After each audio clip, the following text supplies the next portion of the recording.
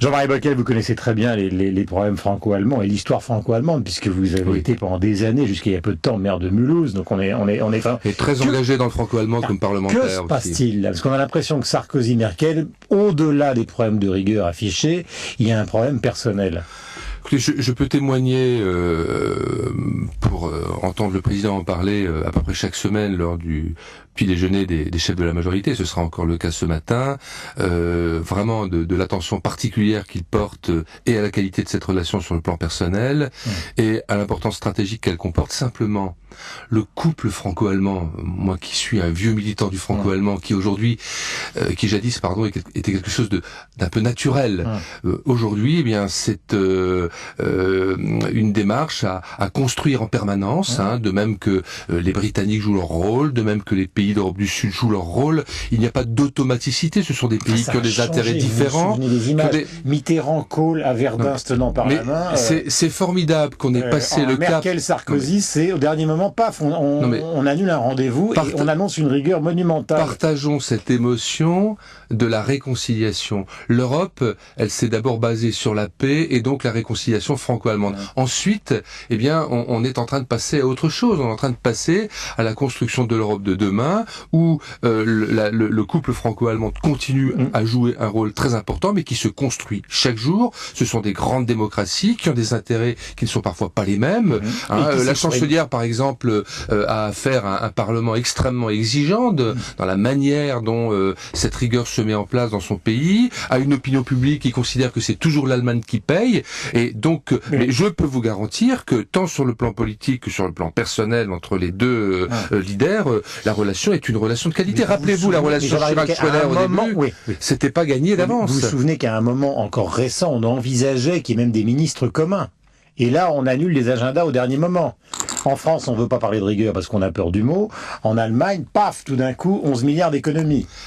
Je pense sincèrement. Où est l'Europe? Où sont les décisions communes? Je pense sincèrement que on ne doit pas être toujours dans l'immédiateté. Il faut tenir compte, encore une fois, des difficultés auxquelles la chancelière, avec notamment une coalition qui elle-même est également compliquée et confrontée avec son Parlement. Ça a été le cas déjà il y a quelques semaines, c'est le cas en ce moment, et je ne vois pas d'autre raison à ce report de quelques jours tout de même. Le 14, ce rendez-vous aura lieu, et je crois que nous sommes le 8 aujourd'hui. Enfin, il y aura 11 milliards d'économies du côté allemand qui seront sur la table. Enfin bref.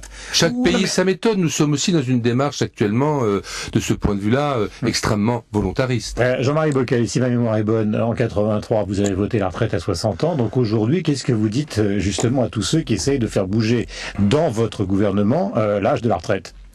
Franchement, j'assume pleinement cette décision et je me souviens de laquelle? Celle d'Éric Woerth d'avoir voté en 83 la retraite à 60 ans. Vous faisiez allusion à mon vote, donc je dis j'assume pleinement ce vote à l'époque, et c'était une conquête sociale importante. Et au fond, c'est une manière de dire que dans l'esprit des Français, cela reste extrêmement important. Et à partir du moment où on considère, et encore une fois, Éric Woerth fait un excellent travail, qu'il n'y a pas d'autre solution, car il y a plusieurs alternatives possibles, le nombre de trimestres, de points, etc. Mais qu'il n'y a pas d'autre solution possible à un moment donné que d'augmenter l'âge légal. Eh bien, il est important pour que ce soit compris, y compris notre dialogue avec les organisations syndicales, la CFDT tient son congrès en ce moment, que les Français se rendent compte qu'au moment où vraiment on décidera c'était justifié en 83, ça ne l'est plus aujourd'hui. De toute façon, le monde a changé, vous êtes d'accord. Mais non, ce que je veux dire, de mon point de vue et du point de vue de la gauche moderne, c'est qu'il faut que nous ayons, au moment où la décision sera prise, une vision d'ensemble de tous les aspects qui seront pris en considération pour qu'un certain nombre de personnes, sur des questions de pénibilité, de nombre de trimestres, de nombre de points, de situations particulières, puissent s'y retrouver. Donc moi, évidemment, je suis solidaire du gouvernement, mais je considère que ce débat est utile, et je considère qu'il est important et utile que l'aile gauche de la majorité, en l'occurrence la gauche moderne, puisse, sur la question de la retraite à 60 ans, rappeler ses principes, rappeler les engagements qui sont les nôtres, et ensuite, bien sûr, rentrer dans cette négociation. Nous avons par exemple insisté sur la retraite des seniors, qui est un sujet extrêmement sérieux, extrêmement prégnant, sur lequel d'ailleurs le ministre Wauquiez est également engagé. Voilà les points sur lesquels nous allons, le moment venu, construire notre consensus. On envisage des candidatures de Borloo, des candidatures d'Hervé Morin, pour essayer d'élargir celle de Nicolas Sarkozy au centre lors de la prochaine présidentielle. Est-ce que ça veut dire que vous, au nom de la gauche moderne, vous pourriez y aller et pas simplement l'envisager? Là, il faut être franc parce que je vous tiens et je vous lâcherai pas. Vos confrères m'ont moqué de Canal et d'Europe ce week-end parce que j'avais dit sur la question de la candidature centriste, il y a du pour et du contre. Mais franchement, il y a des moments où il faut réfléchir. On sait que le président est plutôt favorable à une candidature unique pour éviter que les voix ne se dispersent, parce que au premier tour, si on est en dessous d'un certain seuil, ça devient difficile. Et d'un autre côté, il faut aussi savoir faire le plein des bois. Alors moi,